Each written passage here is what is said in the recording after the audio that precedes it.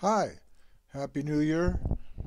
It's a new year, so it's time to make a new video, and we're talking about the Mahabharata. So, thanks for joining us.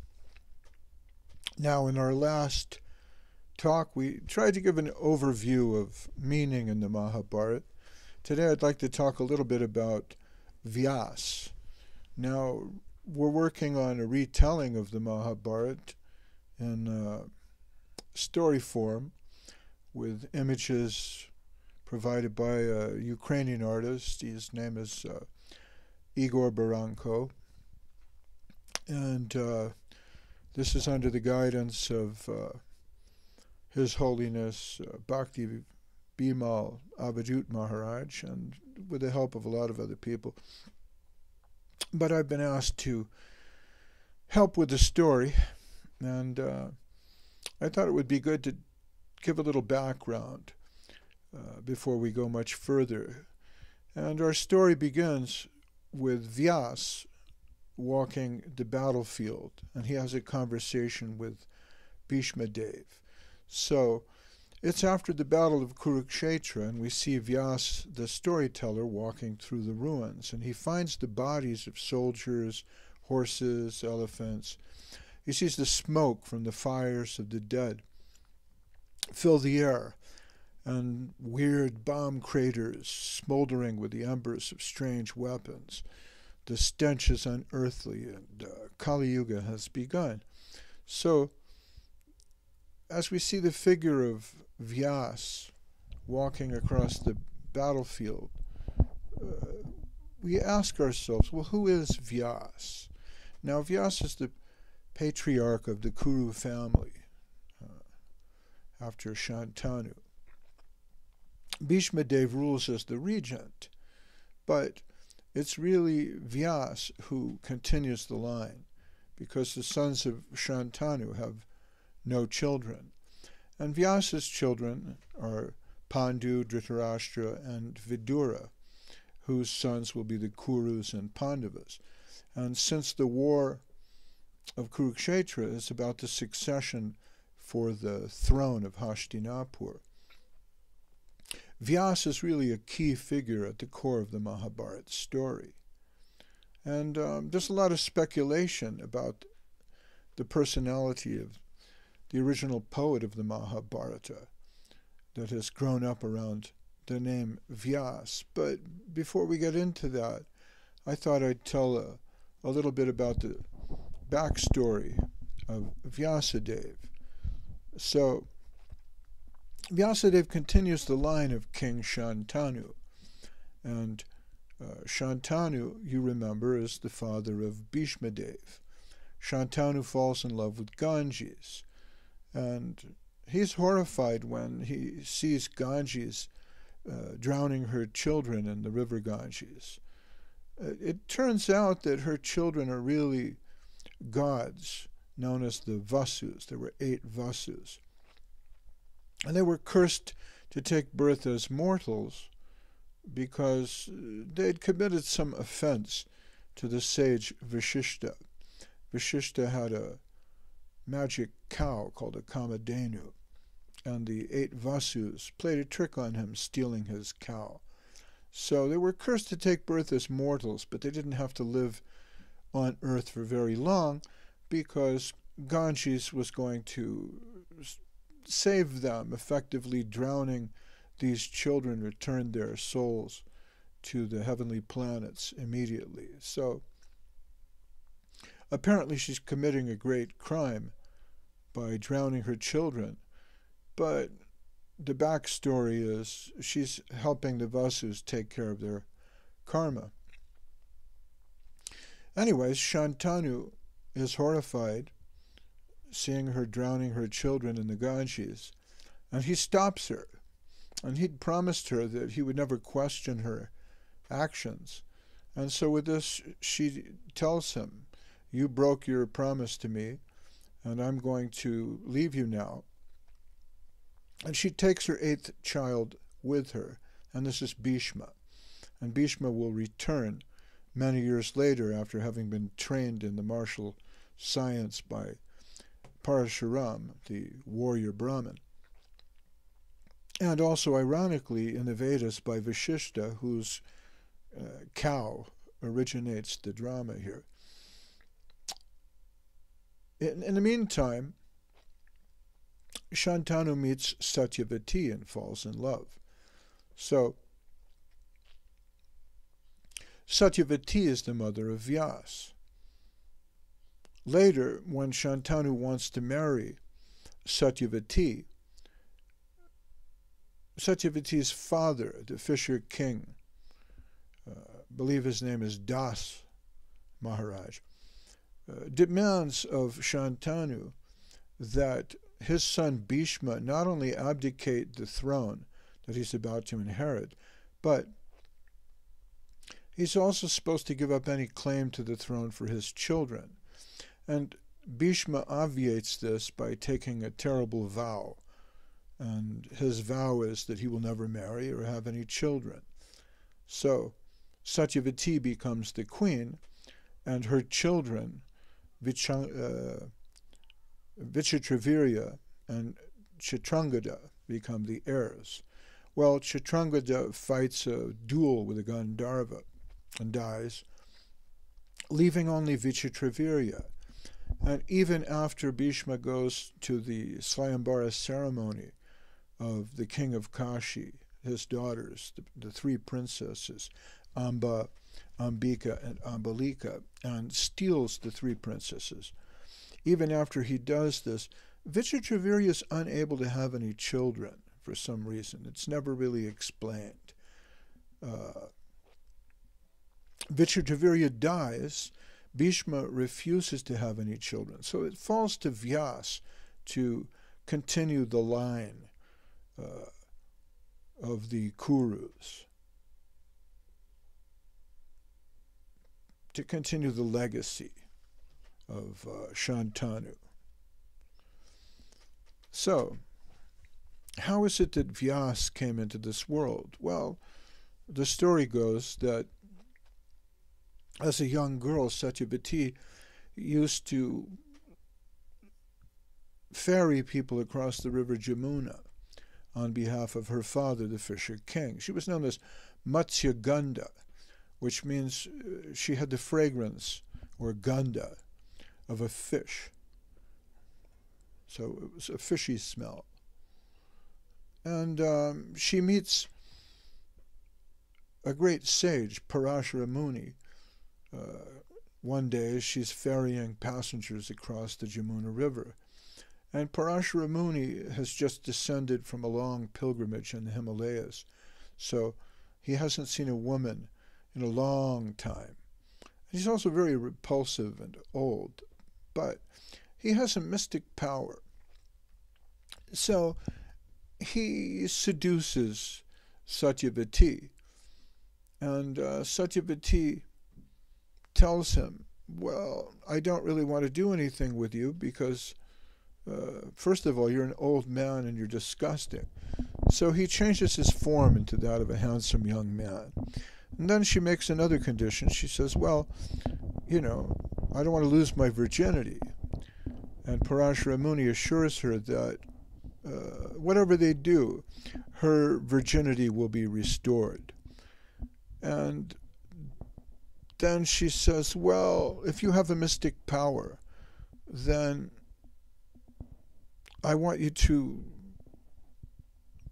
take away this foul smell, this foul fishy smell that I have as the daughter of a fisherwoman.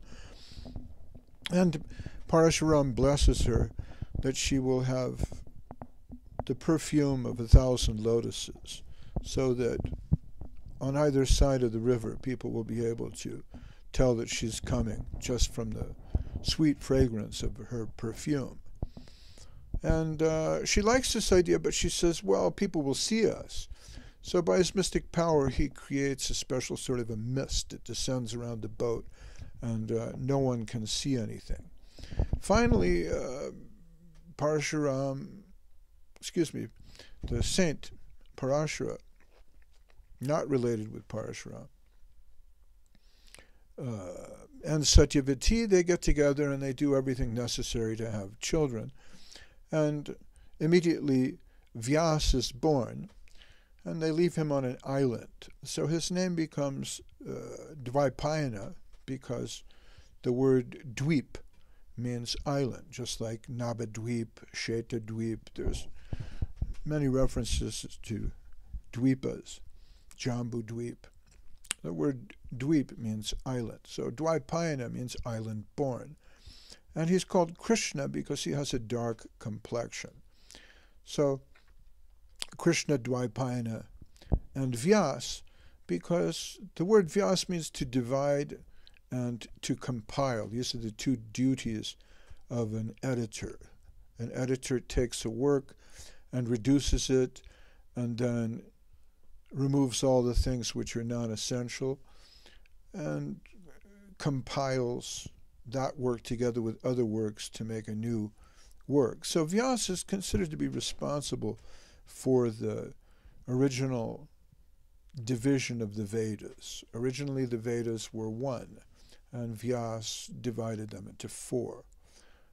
The one Veda flows from the syllable Om, which is elaborated in the form of the Gayatri Mantra. And the four Vedas flow from the Gayatri Mantra. There's the Rig, Atharva, Yajur, and Sama Vedas.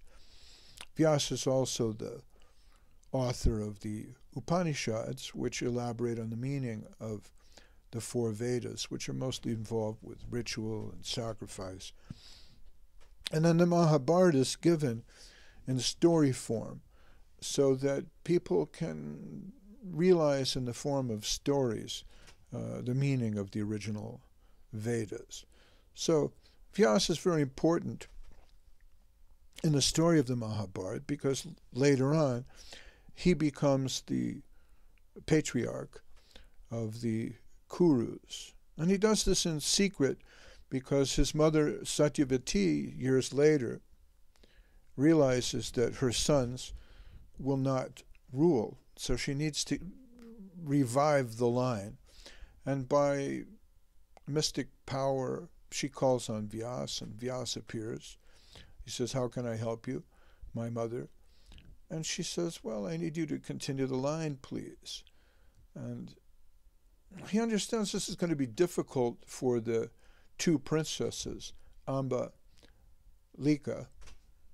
and Ambika,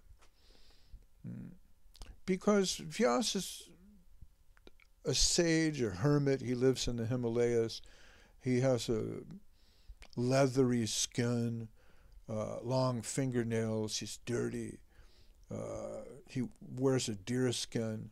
His hair is matted on his head. He's not at all handsome or good looking. And what happens is he goes to the first princess, Ambika, and she agrees to meet him in the dead of night, but with all the lights turned off. And so they have sex, but because her eyes are closed, her child is born blind, as the blind king Dhritarashtra. And so a second attempt is made with the second princess, Ambika. And she realizes she has to keep her eyes open because she doesn't want to have a blind son. But she turns completely pale with fear in the moment of conceiving a child with this leathery, strange hermit, Vyas. And so her son is born very pale, and his name is Pandu, which means the pale. So you have the blind Dhritarashtra and Pandu the pale.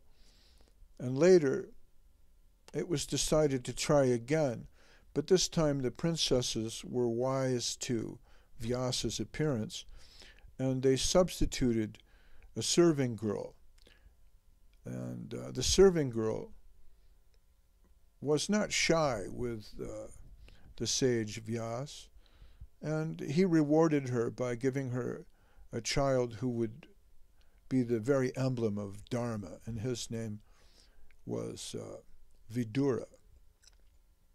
And Vidura is taken to be an incarnation of Dharma. Sometimes Dharma and Yamaraj, the king of death, are equated. So Vidura always gives very wise and objective counsel, but his counsel is vitiated by the fact that he's not truly in the royal line, but the son of a serving girl.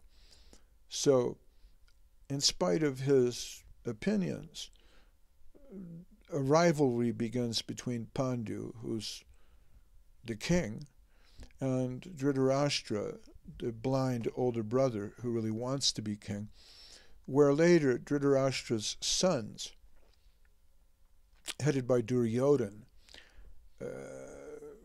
consider themselves to be the heirs to the royal throne, and the sons of Pandu, headed by Yudhishthira, including Arjuna, Bhima, Nakula, and Sakhadev, are the competition, and they become known as the Pandavas. So the story of the Mahabharata is the history of the competition between the Kurus, the sons of Dhritarashtra, and the Pandavas. Technically speaking, they're all Kurus because they all come in the line of an ancient descendant, an ancient ancestor who was Kuru. Vyasa, I believe, and Bhishma are supposed to be ninth in line from Kuru, or there have been 9 generations since the time of Kuru. Anyways, Vyasa's children then are Pandu, Dhritarashtra, and Viduru, whose sons are the Kurus and Pandavas. And the war over the succession for the throne of Hastinapur, the city of the elephants, is the core of the Mahabharata story. Now, there's a lot of speculation about who Vyasa really was. Okay, so we have the core story of his unusual and mystical birth as the son of the sage Parashara. But who exactly Vyasa was is another difficult thing to pin down, because one of the problems we have is that he's supposed to be responsible for the creation of the original Vedas, and then again he's supposed to be responsible for the Vedanta Sutra and the Upanishads, and then again he was credited as being the author of the Mahabharata, and later of the Bhagavatam itself. So sometimes it's said that these different scriptures, they flow out of different time periods, but they contain eternal truth. So the author is one. Since the truth is one and the truth is revealed, the author of these books is the same divine personality. Vyasa, in a sense, is an avatar. He's an incarnation of God for the purpose of writing the scriptures. So, while there's a lot of speculation about his personality, tradition in India venerates him as an immortal, inspired sage and the unique author of many different scriptures. Modern criticism of Mahabharata believes that the word Vyasa may be something like a title. It means something like writer or scribe or editor. So this could be a title that was given different gifted and inspired poets and scribes, just as a lot of criticism believes that there might have been more than one Homer, or there might have been more than one Shakespeare. So in the same way, there might have been more than one Vyasa. And since the Mahabharata seems to have gone through a number of different editions before reaching its final form, it's felt that over the course of the book's evolution, there must have been more than one scribe or poet that adopted the name Vyasa. After all, Vyasa is supposed to be the father of Dhritarashtra and Pandu. And Pandu and Dhritarashtra are quite old when the Battle of Kurukshetra takes place. Then again,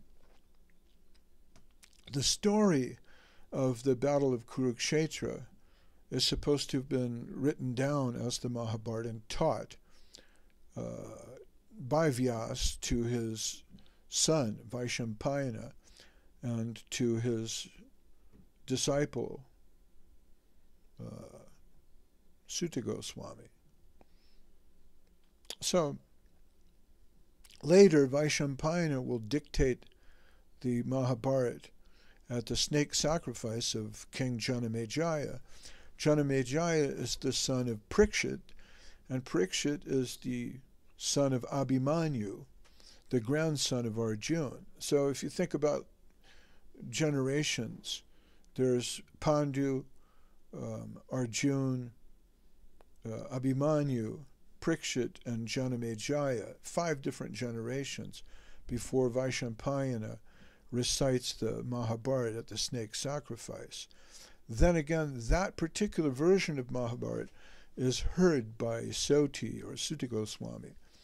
And sometime later, Sutta Goswami finds himself in the forest of Naimisharanya, where Shonaka Rishi, the president of the ashram of 10,000 sages gathered there, asks Sutta Goswami, "What did you hear at the snake sacrifice of King Janamejaya?" And Sutta Goswami repeats that. So then there's a 6th generation. And so if we take it that a later Vyasa, or the same Vyasa, later writes down Sutta Goswami's version of what he heard from Vaishampayana that was taught to him by Vyasa after the Battle of Kurukshetra, it seems very difficult to hold that all this was the work of only one individual. On the other hand, since Vyasa is considered to be an avatar of God, nothing is impossible. It's also been said that many of these accounts come from different yugas. They come from different time cycles. And so the Battle of Kurukshetra that was fought thousands and thousands of years ago on another planet was recounted and finally put down by Vyasa here. So there's all this mystery behind this particular individual Vyasa. So in our retelling of the Mahabharata, we've drawn him as a mysterious, prophetic individual. And yet he captures the soul of India. That's the fascinating thing about Vyasadeva. Whoever he may have been or might be, he captures the soul of India so well and reveals inner wisdom so perfectly that it's hard to differ with these traditional accounts, since his vision is so much in line with the vision of India. The soul of Vyasa and the soul of India are practically one. And so it is that Vyasa himself, whoever he might have been, is the most profound writer of the Indian soul. And not only the Indian soul, but the universal soul. The issues that concern Vyasa have to do with the self, the eternal self, the individual self, and the supreme self. But leaving aside the philosophical depths of his work, another interesting point that we see in the Mahabharata is his style. I have different versions of the Mahabharata. This was given me by Prapana Krishna Prabhu, who is now Tirtha Maharaj, I think. This is the Ganguly translation, my personal favorite. Ganguly was the only person in history to have translated the complete Mahabharata in its entirety. Even modern versions like the recent Vivek de Broglie translations leave out entire sections of the work because they feel, well, these may have been modern interpolations. And so de Broglie relies on the so-called critical edition. And we'll talk about the critical edition later. But modern criticism tries to avoid much of the supernatural elements in the Mahabharata and does so by excising entire sections.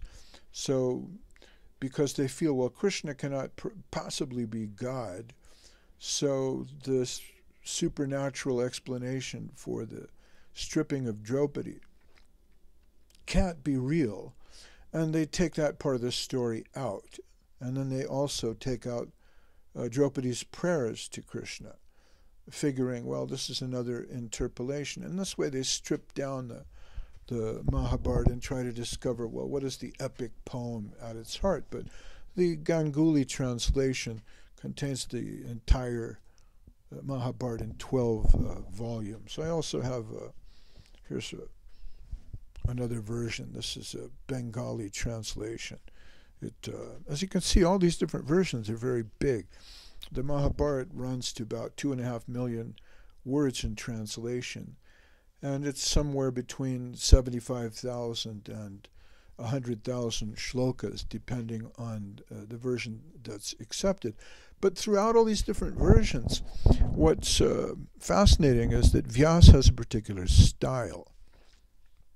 And his style may include certain supernatural elements from time to time, but in fact, it's quite realistic and a very detailed description of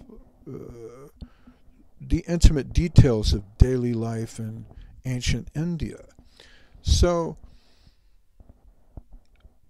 what we call mythology, and I use the term very advisedly, may be taken for granted in this work. In other words, the idea that the gods can intervene, that gods exist, and that there's a supreme God.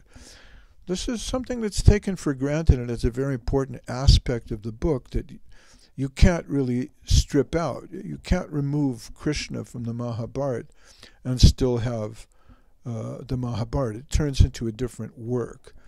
So the mythology may seem strange, and the history of ancient kings may seem fantastic at times, but again, the intimate details of daily life in ancient India are so carefully documented that this has a tendency to imbue the work with a kind of magical realism. The realistic aspects of the work, in other words, are so well tied down that the supernatural and miraculous aspects seem to sort of fall in place. As the Pandavas wander through the Khandava forest, for example, or the Dandakaranya forest, the different forests that they wander through, every species of tree and plant and flower is very, very carefully documented there. The physical description of life thousands of years ago is really filled with detail. And so, given that the realistic detail is so carefully put, one cannot help but feel an intense realism in the prose of Vyasa.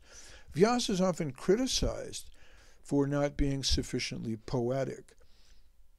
It's hard to pin down exactly the date of the Mahabharata, but for example, the poet Kalidas was writing in the 5th or 6th century, and he has a version of Shakuntala, which is a story in the Mahabharata. So we know that it's of great antiquity.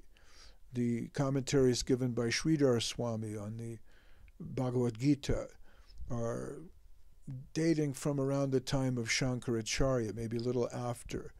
So we know that the Mahabharata is a very ancient literature, even though the history itself of the book is in dispute, and the date of the Kurukshetra battle varies by hundreds of years. Examining the true history then of the Mahabharata is a very elusive goal. It's very hard to tie down exactly when the battle of Kurukshetra took place or when the Mahabharata was written. But these things are not considered to be of great importance by those who love and know this book. It's kind of taken for granted that it must be something like 3,000 to 5,000 years old. So this makes the biography of Vyasa himself even more elusive. So to try to understand the character of the author of the Mahabharata in the light of scholarship and modern criticism, it's a very difficult task. It would be, as Vyasa himself puts it, like trying to catch the rainbow with your fingers. So